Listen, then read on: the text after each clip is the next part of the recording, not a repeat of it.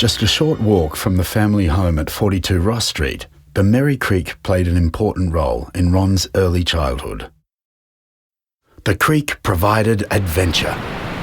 At 7 years old, Ron and a mate dressed in their Sunday best thought it a good idea to raft down the creek in full flood on a kapok mattress, which floated well, but not for long.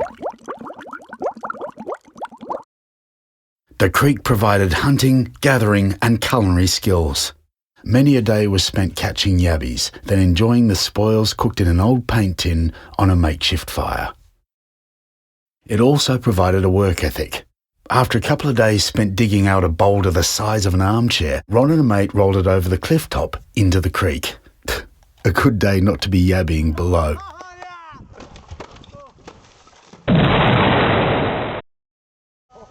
The creek formed a natural boundary between two rival groups.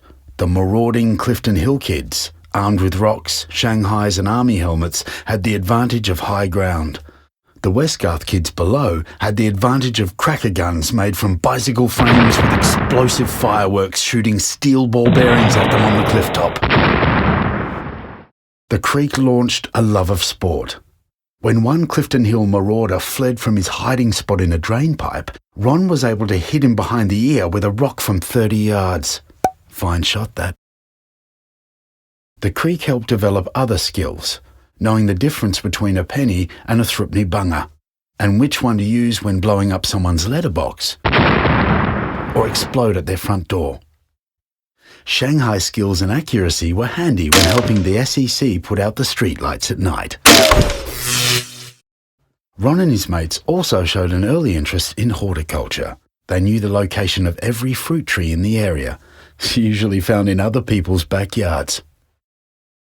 The single-fronted house rented at number 42 continued to provide a great childhood.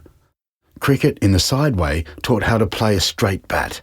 The laneway at the back saw many a game of alleys with blood eyes, tombolas, cat eyes won and lost.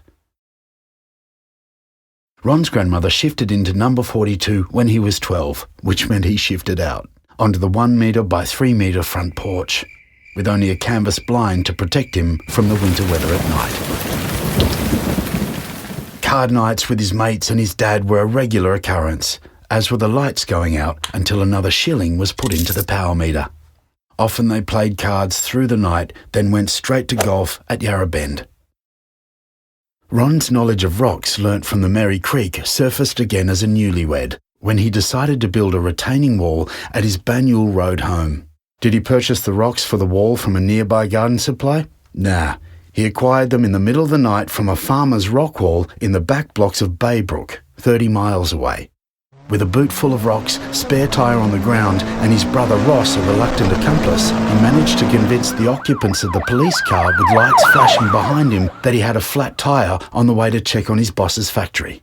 The only convict stone wall in Banyule still stands today.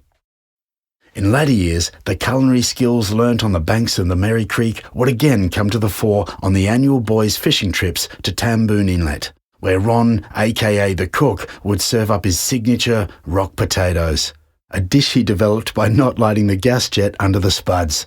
His affinity with rocks surfaced once more.